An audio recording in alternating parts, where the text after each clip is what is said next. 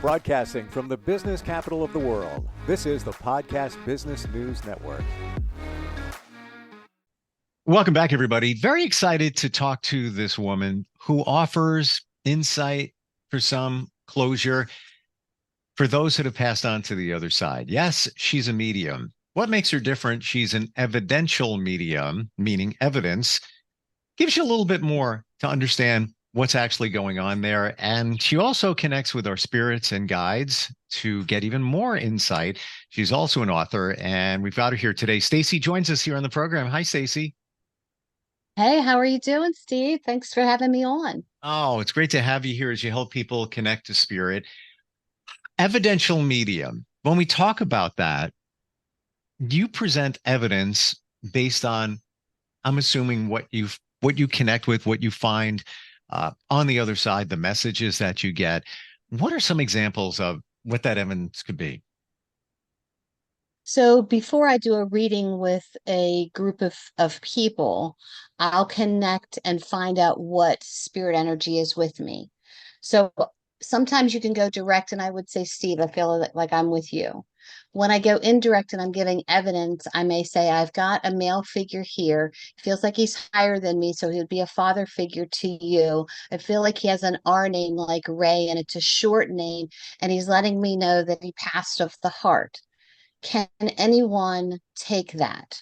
So I'm giving evidence first of a father figure with a short R name. It could be Ray or Ron. A lot of times I get the names, a lot of times I don't get the names. Mm-hmm. So I always tell people, don't let the name like fool you. I might see, oh, I see Oklahoma. Does this resonate with you? So I'm giving evidence of their loved ones instead of saying based on how the person in front of me looks. Well, you've probably lost a mother or a grandmother. So, oh, and she loves you very, very much, and she's okay. So I want to give evidence, continuity of life, so that you, my sitter, knows without a doubt I'm speaking to their loved one.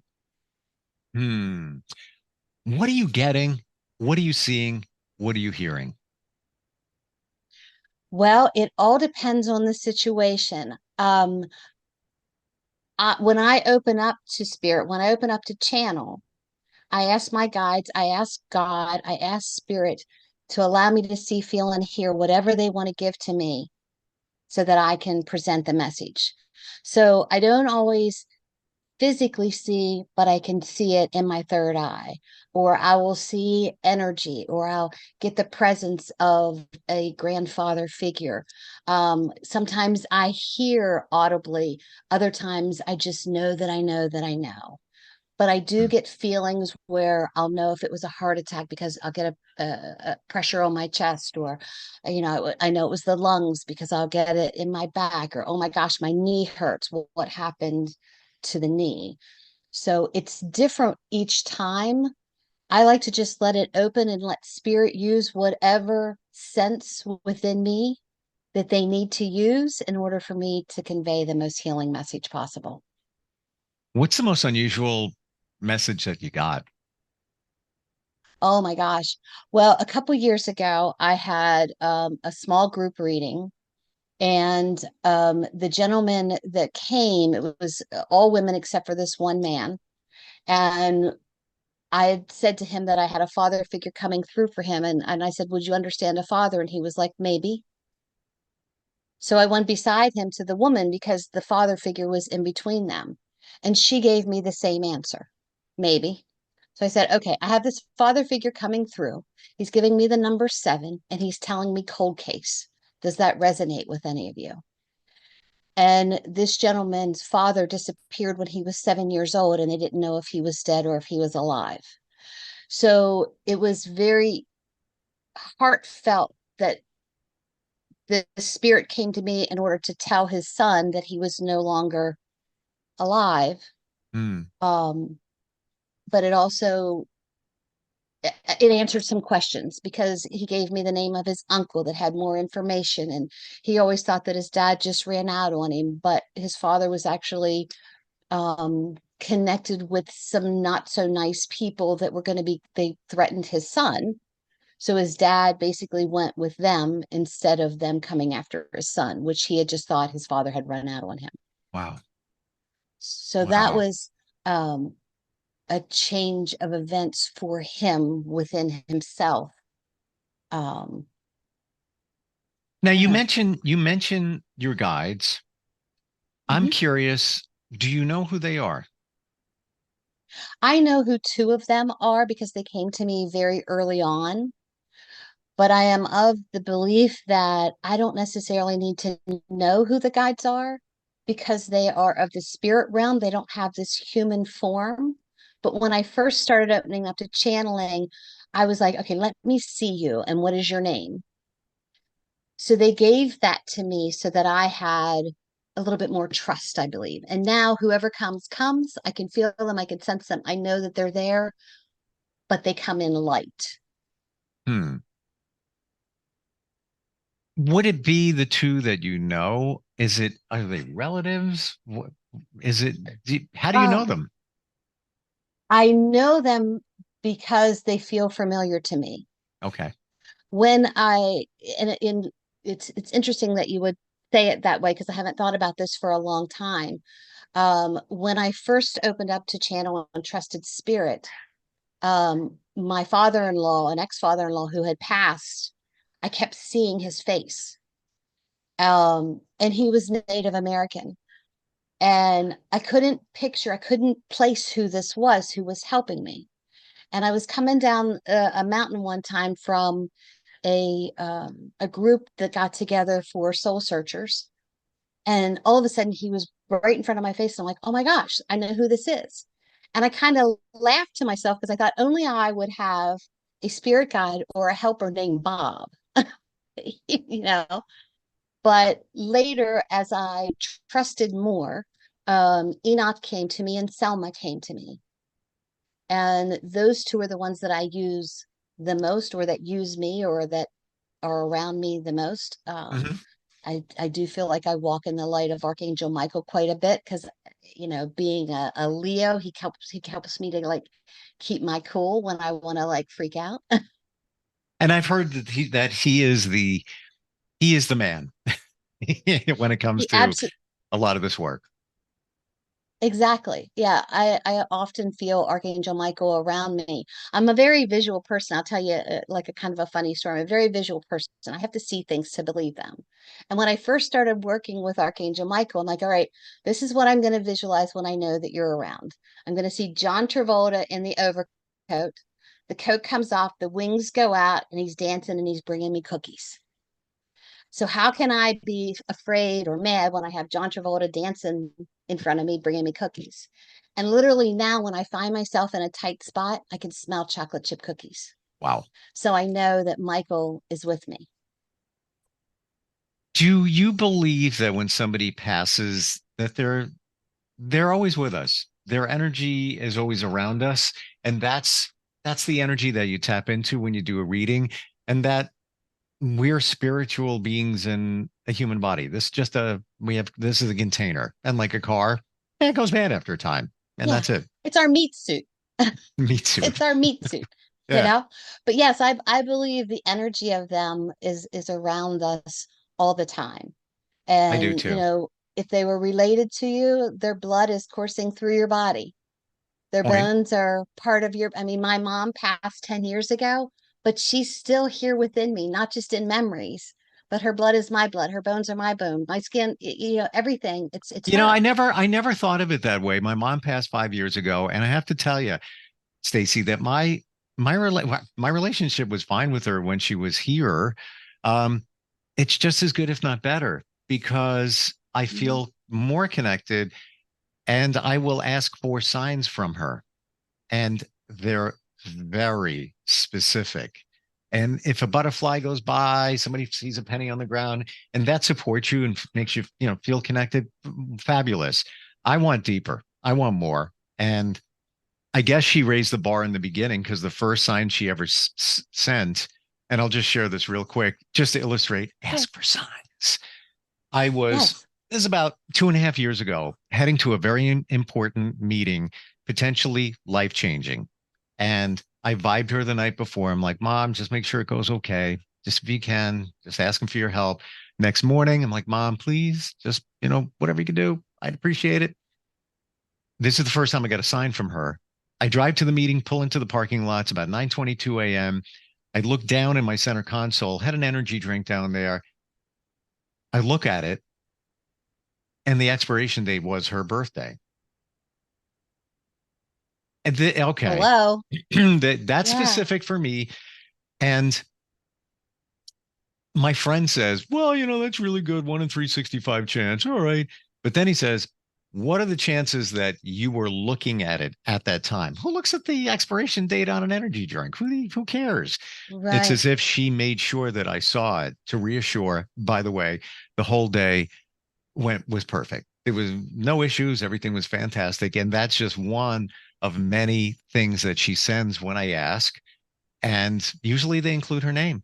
And I could go on, I could write a book. It's crazy, but that's how connected I feel.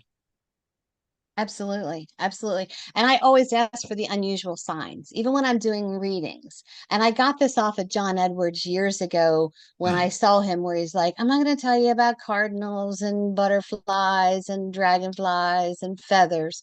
I'm going to ask for unusual things. sure. So when I channel with spirit and I ask for signs, if they show me a card and I'm like, okay, what else? Give me something else. And I'm like, because, cardinal, I mean, that's kind of like the Spirit 101. Yeah, yeah, yeah. It's like a You cliche, know, cliche. it absolutely is. I did a reading a couple weeks ago. It was a gallery reading, and I had this father figure come through, and his name was Harold. But when he came through, he said Harold B. Hmm. And I said, but he feels like he's a father figure. So she knew Harold, but she didn't know what the B was. Well, as I'm doing the reading, he was a beekeeper, and the woman right beside her was like, "Oh my gosh, my uncle was Uncle Harold, and he was also a beekeeper." I'm Wow. like, okay, so, a lot of mediums or some mediums don't feel as if spirit piggybacks, but very, very much so in this case. Hmm. And as I'm talking to the woman whose uncle had passed, I said, "Oh, his hive dive." And she said, "Yes, he told me I was supposed to tell his bees that he had passed. I didn't, and they passed away." All of a sudden, from the front row, I hear this woman gasp. And I said, "Okay, normally I don't do this, but why are we gasping?" And she said, "My father was Harold B, or was Harold. He was a beekeeper, and the same day that he passed, his bees died." And I'm like, if this isn't a sign, nothing else is. This was back in February. And the one woman messaged me like 2 days after, and she said, "Look what was on my front porch." And it was a dead bee in February in Pennsylvania. I'm like, that's your sign. Yes, it is. Interestingly, many might not pick up on the B. Think it's first letter of last name, not referencing Right. bees. Wow. Yeah, Yeah. that's crazy. John Edward, he started doing radio with me 25 years ago. I don't know Yeah. if you knew I, that. I Yeah. follow him a lot. Yes. Yeah, yeah. Yeah, he's good. I like He's how good. he's straight and to the point. And he doesn't take no. He Exactly. he's getting some, that's it. You believe him or not, it's Right. accurate. He told me something even in the last 3 years, one that changed my life, not kidding, and something else that backed up what he said like 6 months later. Just Hmm. like you, people got the certain ability. Um, how did this happen for you? How did you realize that you were possessing this gift? Well, several years ago, I was having panic attacks and anxiety attacks. I couldn't listen to ticking clocks. I literally would sit in between my husband's legs and he would put his hands on my shoulders. I felt like I was leaving my body. I'm normally not the go to a doctor kind of person, but I went to my doc and I'm like, "I don't know if I have Alzheimer's, dementia, schizophrenia, whatever." And he's like, "You don't have any of that." But I had some PTSD and some depression and things that from some traumatic things that had happened in the past that I needed to work through. So I went to a counselor and I did the meds, and it calmed it, but it didn't stop it. Hmm. And my mom passed. My mom got sick in April, and as we're taking care of my mom, um, like the anxiety and stuff, because I had something else to focus on. And she passed in June. It's been 10 years. And in the following March, I went to see a medium. And after she did the small group, she said to me, Spirit has a big job for you. They're driving you crazy right now. You either need to open up or shut it down. And Hmm. she explained different things to me that I was going through. So I basically had a long conversation with God because born and raised in the church, what I do is wrong. And I said, if this is what you want me to do, you've got to put people in my path. And literally, people just started just falling into my path where I'd meet someone who took me to someone else, who took me to someone else. And I met this gentleman who was like 90 miles from us at a bike show. And we bought a business from him. He's like, I just want to pick up my tables and stuff from this bike show. And we're like, well, then you're going to have to hang around. He goes, I really don't want to. Well, come to find out, he lives like 8 miles down the road from us.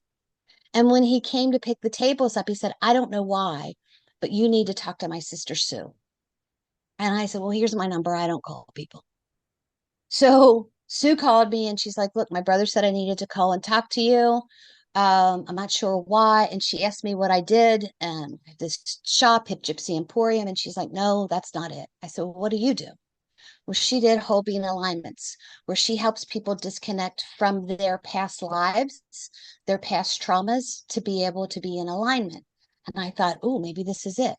She lives in Colorado. She's coming to um, a town that's 15 miles from us the following week. She comes to see us. She does an alignment on both my husband and myself. And I said to her, oh, will you mentor me? And she said, oh, I don't do what you do. And I'm like, well, what do I do? And she says, you talk to the dead. And I'm like, I don't talk to the dead.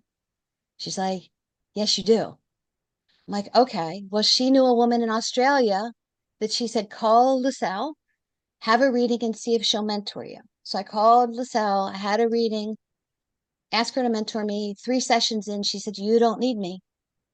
You just need to let spirit teach you and go with it. Wow. And that was from March until July. And I started with just one-on-ones. And the crazy thing, when LaSalle did a reading for me, there were two crazy things. When I was a child, I would have recurring nightmares of a dream of an eye chasing me around, and it used to scare the crap out of me. So much that I would jump behind my bed and like, because spooky stuff freaked me out. And my family always teased me because I had imaginary goats. So as we're talking, and she's doing this reading for me, and she's like, oh, you've been talking to ghosts for a long time. I said, no, I haven't. And she said, yes, you call them goats because you couldn't pronounce it correctly. And I was like, oh my gosh. And then she did this third eye meditation with me, and it instantly transported me back into my bed in like third grade. So what was I, like 7 or 8? And I could see this eye. So I knew that since that, I've had this. I've just always thought I was a weird kid. I just knew things, but it freaked me out too much that I just was like, no, not me. Wow. I guess you didn't know what you had, but it didn't No, come clear. it didn't come clear. And I'll tell you, once I opened up to spirit and started trusting and digging through some of the crap in my life, the past stuff, the depression, Sure. no more anxiety, no more depression, no more panic attacks. It was spirit trying to get my attention. We lived close to Gettysburg, and we would go to Gettysburg. And when we're walking, I was like bobbing and weaving because I felt like somebody was coming at me. It was spirit. It's crazy sometimes. Do you think that spirit was trying to knock on your head, ring the bell, whatever, to get your attention, to make you realize that you're good. You've got it. You've put this stuff behind you, the, anxiety, depression, whatever it is, because you need to focus on this right now. And this being the evidential mediumship. Absolutely. Absolutely. Because the anxiety came from me thinking that I was schizophrenic because I was Oh, seeing, hearing, and feeling things, okay. you Wow. know, and it would hit me out of nowhere. And now when I'm getting ready to channel, I get this tingling, this vibrational feel that I can now control because it's one spirit at a time coming in, or I can say, hold on, one at a time. Where before, I assume I was just open and everybody was like, oh, she's got the light on. Let's go see her. Let's tap on her shoulder. So that allowed me to know that spirit was around me trying to get my attention. I just didn't know, one, know about it, two, know how to control it, and three, know if I even really wanted it or not. Mm. Tell us about your book. So I have two books. It is My Head Knows, but My Heart Still Hurts. It's a 30-day grief recovery journal. Mm. So I brought this together um, because a lot of my clients would often say, I am so afraid I'm going to forget. And I'm like, what are you going to forget? The sound of their voice, their stories. My daughter said to me, Grandma wasn't alive when Marley was born. That's my youngest grandchild. She never got to know her. So I came up with this book because you can write down stories that helps you to remember what you had instead of being stuck on what you've lost. So when you write these stories down, now you've got a memoir that you can pass down to future generations. And it brings up different stories where, oh my God, I totally forgot about that. And the book also talks about self help and self care because think about it when someone passes, the very next day you're at the funeral home, you're fielding calls, you're doing this, you're doing all these things, and you forget to say, man, I just need to take a shower and get something to eat. Hmm. So it talks about having kind of a gatekeeper to say, I'm going to go take a shower. Can you field calls for me? It talks about songs and signs. And one of my dear friends who lost her son, oh, maybe 4 or 5 years ago, when we were in a conversation, she said to me, you know, my head knows, but I can't get my heart to understand it. And I'm like, that's exactly what everybody goes through. Like I understand that I've lost my loved one, but my heart's still breaking. So that's how I came up with the book to put that together as a Wow. journaling 30-day recovery. Outstanding idea. It really Thank is. you. There, in going through the grief process, we don't have the tools. And just being able to write it down, journal it. But the self-care thing is so important where if you take care of yourself a little bit better, I believe that you can get in a certain frame of mind where you can remember things that you may have forgotten forever.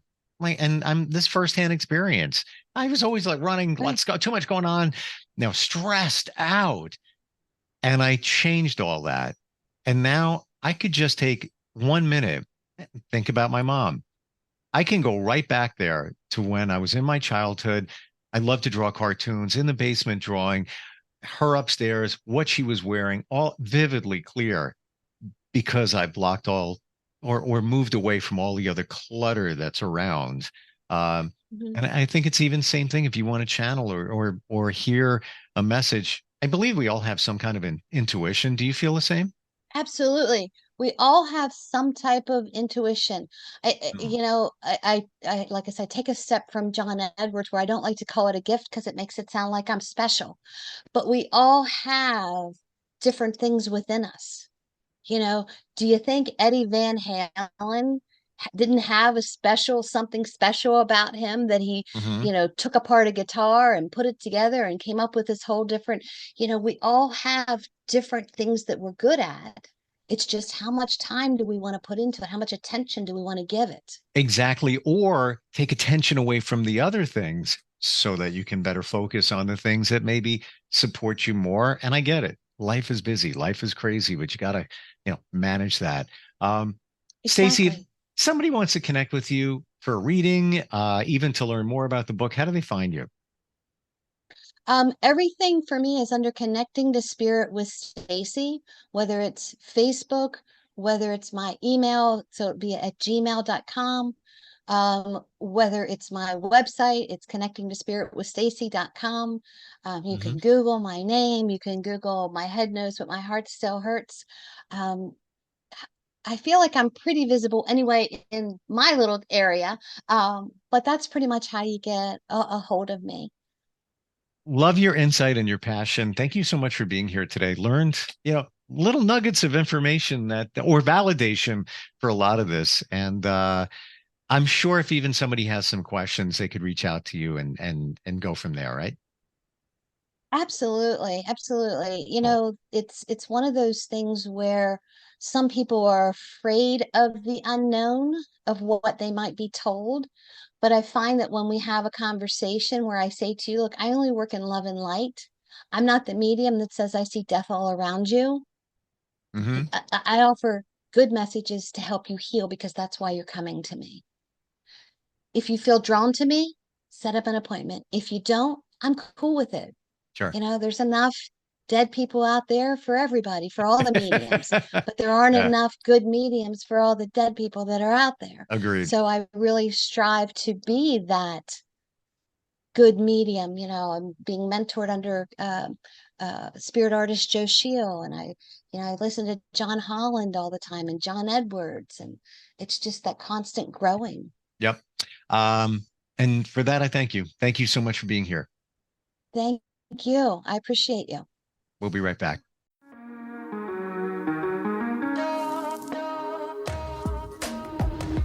Broadcasting from the business capital of the world, this is the Podcast Business News Network.